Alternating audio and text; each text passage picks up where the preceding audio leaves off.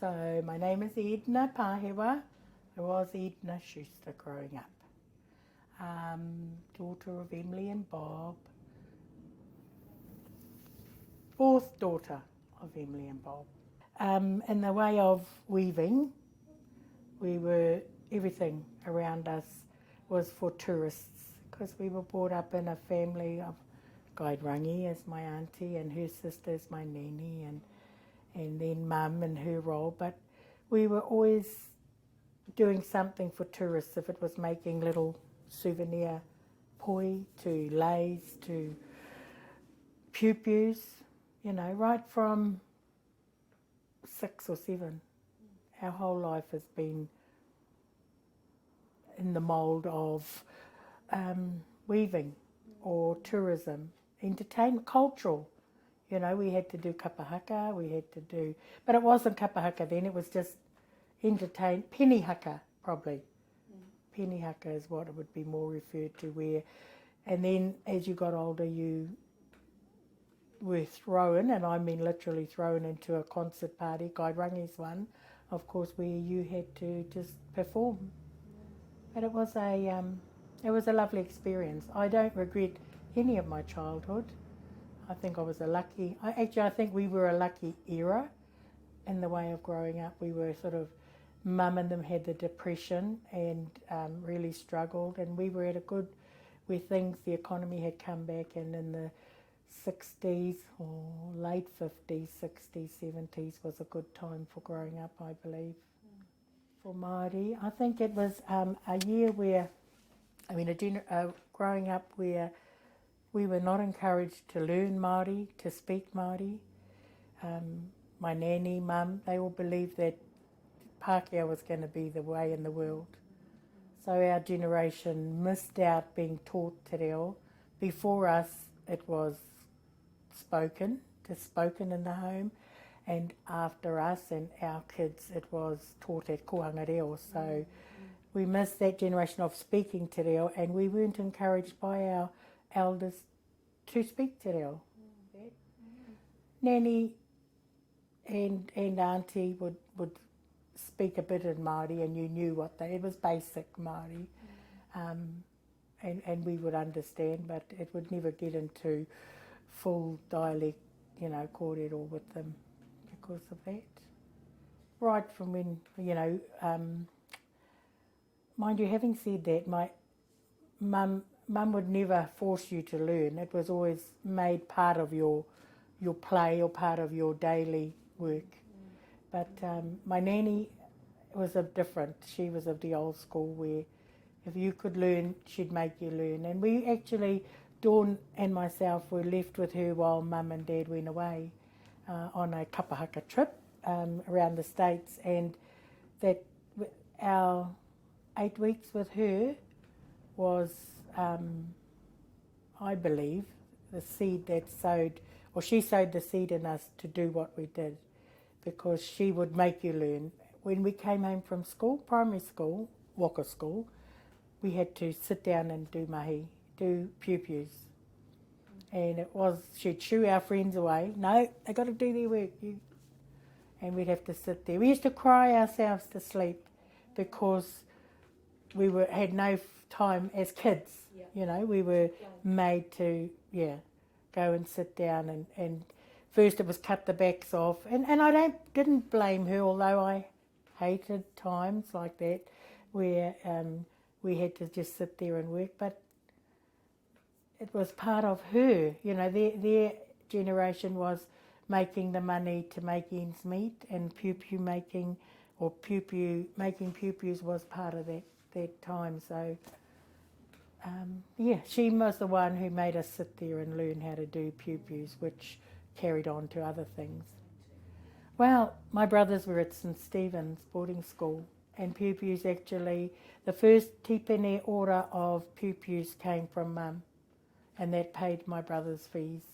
Oh. Well, that was it for the school, for the boys' school, to just pay, it helped pay the fees. We wouldn't see any money, but it helped their education. Yeah. Otherwise, it was never for kapa. I don't ever remember making pew-pews for kapahaka. It was always either for us to travel if we were going away, or for Pākehās, for the tourists. Yeah, I think it was a need. You had to learn to weave for making ends meet, for your contribution to the daily needs of running a family, you know. It was even like down the river when you went to swim and dive for pennies, you had to make sure you brought some bread home or something like that. So the money was never yours as yours. It always, you learnt that it, you know, you buy a bread or you buy something and come home with it. That's just how it was living in the pā, or bringing part of pā life of them, yeah. I think that need to learn was how we started learning. And then it just became something I liked doing, you know. I didn't think it would ever be earn my bread and butter, say. I went off to Waikato Polytech for a year to do a secretarial course and was a trained secretary. And I think I had 1 year working as a secretary, and then since then it's been weaving, you know. So, but I think it was a need. Then I enjoyed doing it, to now you just become passionate about the whole thing. I really thank my life of weaving. I owe it so much, because I've travelled nearly the world, all because of weaving. And who I am as the daughter of my ancestors, or my tupuna, because it's what they left me, and that I've been able to go on and share with future generations, but even with other Indigenous people, which is one of the highlights of everything. I was good weaving with the Native American, or the West Coast side there of America. They weave similar to us, but maybe go to a different twist in a different way. There's a strong link with my past, you know, and that's what keeps me. I always believe they're there, Mum and my nanny, but even Dawn, you know, even as close as 10 years since she passed away, that now when I do things, I have to think now, what would Mum do and what would Dawn do? And, you know, it's all part of that, because even though Emily had 5 daughters, there was only Dawn and I that wove. And that's why I think that time with that kuia sowed that seed in us to do what we do now, because although my other sisters do a bit of weaving, they're not as passionate, or didn't take it down the line that we did in the end. Although having said that, we were, Mum sort of finely tuned things. But I think it does, it has a strong link for me with our past. Now, see, even you did ask about whakatauki or proverbs, that when learning off Nanny and Mum, they must have done all that, because they would never instill in us, you do a karakia before you go into the bush. We weren't taught anything like that at that younger age. It was older. When I asked Mum, Mum, because in Tokoroa, where I lived, to have my family, different people found out who I was and asked if I would go and teach. And I rang Mum. I remember ringing Mum and saying, "Oh, they want me to go to the marae and teach." And she said, "Well, go." And I said, "Oh, no, I'm not that good." She said, "You'll be surprised what little you think you know is a lot more than what they know." And then I said, "Oh, but what if they ask me things that I don't know?" And she said, "Then you ring me, I'll tell you the answer, and you'll know for next time." So that's how we sort of wung it for a while. But it just came naturally too, after Mum explained things, that what little you know is more than what someone who doesn't know anything knows. You know what I mean? And you've got something to share. You've got something to share. And then after a while of doing that, and I said to Mum, "Oh, these other people talk about doing karakia and that, and we never did it while we were learning." And that's by my grandmother, and the older ones. But it was all part of that thing that you stuck to a Pākehā world. So she said, "We used to do all that to cover everything for you fellas when you were learning. But it is time for you to learn." But both of them, their encouragement was, you just thank the Creator, thank Tāne and the creators for the harakeke in any way you think. always remember that. And so you just do a little karakia, you know. That's what she'd say, and you had to go and make up your own karakia or find something appropriate when we went in and when we left. And then, but then it just sort of came to, okay, when you start the day, we did a general one to cover the day for harvesting, for just weaving, and then one at the end of the day to close it all. But it was never heavy in us with doing karakia for that purpose. My oldest mokopuna is 18, she's nearly 19, and she had a time where she did enjoy coming with Nan to hui, definitely going with Nan to weaving hui. I think it was more for the kai than...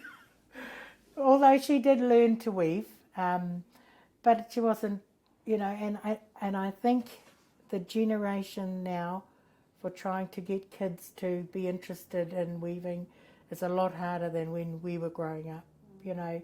And because I had my nanny and it was a made-to-do thing, you learnt it. But now, you know, if it hasn't got a TV screen or a game connected with it, the mokos just aren't interested. Well, I should say earlier, but now I ban TV at home after school until about 6 o'clock when I can watch the news. But so the kids are getting more outside and getting more into watching me do things. Even my the littlest one is 3, and he'll walk around with the flax and, you know, and he'll stand on the pupas. And it's still a learning process, but not a having to one like my nanny did with us. It's in a nice way. Teaching them in that nicer way can... I worry about keeping the art alive, especially in our family. Like I've said to my girls, and I have 2 daughters, you have to learn to do this. I was making cloaks, and I said, I'll make 2, one each for my sons, but you girls have to make your own. Why do we have to make our own? Why are you making the boys' ones? You know, and I said, because you're the line of weavers, and you need to carry it on. They've started, but they haven't moved far. And I can appreciate they've got young families, and, you know, and just hope that that day will come before I die, that they can learn the depth. Because there was Mum, Dawn and myself, and they're both gone, and that leaves a lot with me. Kathy and Jim are good, you know, but it's teaching. We had a hui here, and I was doing flax, and my niece's kids would come and say, what are you doing? Whereas we were brought up with always pew around or weaving around. These kids don't see it as much, and I think I worry that we need to have more wānanga as a family to keep that line of weavers going. Not just weavers though, even kapahaka, you know, as Guy Rangi's line too. They have to be willing, and you have to make it in a, not centred around them, you know what I mean? And not so, we were never taught tapu things, tapu, whereas, you know, the te whare pora was quite an intense whare for learning. But I think you've had to ease up, and they have over the years on different tikanga. Things that were really important to my nanny and then when we were learning aren't as important now. The tikanga issues set way back were common sense things like, you know, prevailing winds or rain, harvesting of harakeke in these times when you don't and when you do. I think it was issues of common sense more than anything. I'd like to think that, because they're not so adhered to anymore, but they were quite important to them in those days, I'd say 25 years. It started off as brownies, you know, they'd do mighty badges, and they'd come to me and just, it was like that in Tokoroa. And then it came, and then the local marae wanted me to go down. They had a mighty course going and wanted someone to do weaving, so I'd go along and do that. Yeah, that's where it started, just as teaching, and it is a type of teaching. But then getting into the wānanga, Te Wānanga o Aotearoa, when it started in Tokoroa, and that was in 98, I think, right through. But then 10 years ago I came back up here to the Institute to take over from Dawn. Teaching, I even taught at the Tokoroa High School because they had mahi aringa in one of their, it might have been School C program or something like that. And that was a challenging time to high school kids. It was either they had to come in to learn, and our Māori kids were good, you know, they could appreciate, I don't know, I could get on all right with them. It's part of their heritage too, that they could learn a bit of weaving, so, but then they started to skip class, their other classes to come to weaving. Yeah. So but those are nice, those are rewards, you know, and I think there's always the people who come to class, like at the high school or at the school learning, they came, you got enjoyment out of those that wanted to learn, but there were those who couldn't be bothered, so you learned both of that. And then at the wānanga, people were paying for courses, and so they were coming along because they'd invested money, you know, so they were wanting to learn, and those ages were like, they probably ranged from 30 to 60 even. So they were all keen. Everyone I've taught over the years, all ones that wanted to learn, either because they could remember their queer learning or weaving around them, but never had the time to then, to just, they remember seeing it and always loved it, but never had the opportunity to be taught, so they would come up and learn. And I think that's one of the great things of New Zealand Māori Arts and Crafts. You know, we travel out to marae to teach because, you know, to have 60, 70-year-olds coming up there and learn to weave, and then to have tourists watching them too, they probably feel a bit whakamā, and, you know, but when they're in their own marae or environment and they host us, they just love that. And we love it too because we learn a bit about them. Like we were out at Ruataina for 2 years teaching, but it was a monthly wānanga for the 2 years, and those people were lovely, you know. God will always have a place in our hearts because they're lovely, and they got to learn how to weave, and now they can pass it on. I mean, it was something lost out there because they had some of the best weavers in the country back in the time, you know, some of those lovely cloaks of Howard's and that were done out there, but they lost the art of it, so they came to Māori Arts and Crafts and asked if we'd go out and teach, and now it's back ripe in their area. That New Zealand Māori Arts and Crafts, it's part of the act that we have to be available to teach Māori, to perpetuate the art, and it doesn't cost them anything. Like the Institute provide the tutors and the ways of getting to wherever they apply. It's just their responsibility to feed us and find a place for us to sleep. Well, we usually all stay at the marae, where they just have full-on wānanga for 2 weeks or one weekend a month. Happiness about the whole thing, so you don't have to just sit there and weave whatever you're weaving, you know. They bring, although I try and get them to focus, you know, don't come in with things on your mind.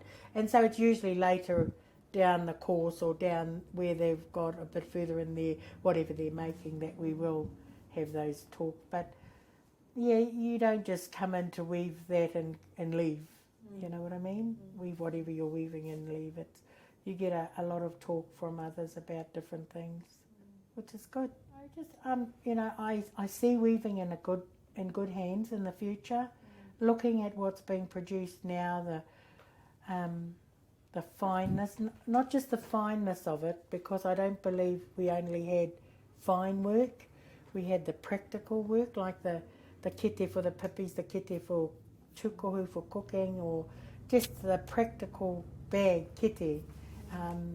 Those all have their place and are being left in good hands for the future, I think. But I think even Mum and Nanny and they would be proud to see what's going on, and that there is, especially Mum, starting Te Ropu Raranga Whatu off to keep the art alive, and how strong it is now when we have our national hui, and that within our own people it's really strong, and that's good. But I think back, as I said, it just keeps a strong link with my past, all the weaving with ones that have gone on. Yeah, and they don't have to be young, old like Dawn.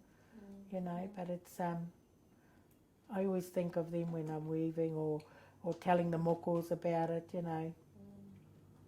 About connecting. It's all about connecting, keeping those connections.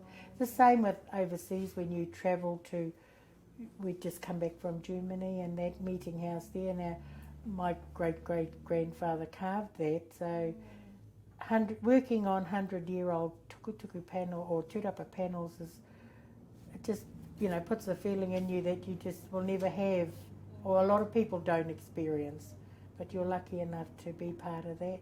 And it's, you know, I'm still learning different techniques from, you know, some of it our students, you just show them the basics and they go, wham, they've just gone ahead, leaps and bounds, you know, and it's good to see.